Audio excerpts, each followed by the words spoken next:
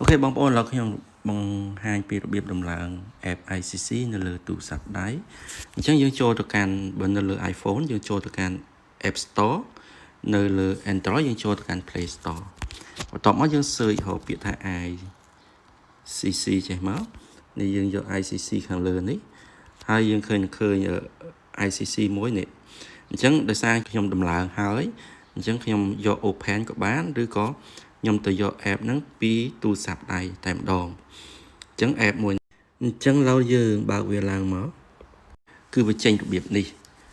to bị tranh biệt năng hái giờ ở ai login bán nàyឬcó dương ở toàn login bán này dương thở register sẵn chẳng ca register không ní cứ dương register dương thở miền email dương thầu miền emailឬមួយទៀតក៏យើងអាច register ជាមួយ WeChat register ជាមួយ Facebook register ជាមួយ Line ហើយនិង Apple ID ជាដើមអញ្ចឹងក្នុងនេះខ្ញុំបង្ហាញរបៀប register តាមរយៈ email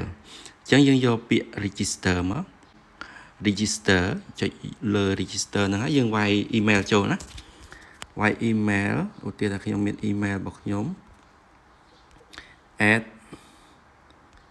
@gmail.com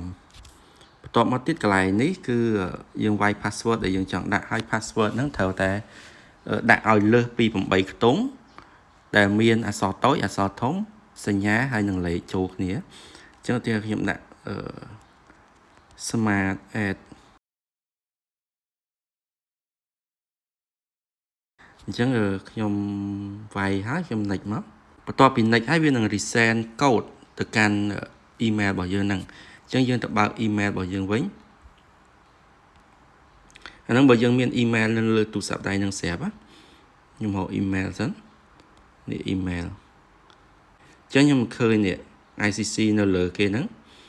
គឺវាផ្ញើលេខកូដមកអត់ផ្ញើលេខកូដទេវាឲ្យយើង verify now តមកទៀតយើងបើកជាមួយ browser ណាមួយនេះវាដាក់ថា success register បន្ទាប់ពី success register ហើយយើងមក login ចូលទៅក្នុង app របស់យើងវិញអញ្ចឹងយើងអាចចុច email ហើយនឹង password ដែលយើងដាក់មិញហ្នឹងបន្ទាប់មកទៀតយើងចុចលើ login អូខេបន្ទាប់ពី login មកយើងអាច add នេះកន្លែងនេះ add កាមេរ៉ារបស់យើងបានហើយអញ្ចឹងយើងបន្តទៅវីដេអូមួយទៀតយើងចាប់ផ្ដើមconfig កាមេរ៉ាចូលទៅក្នុងទូរស័ព្ទដៃរបស់យើងអូខេវីដេអូបង្កើតនៅ account មានតែប៉ុណ្្នឹងអរគុណច្រើន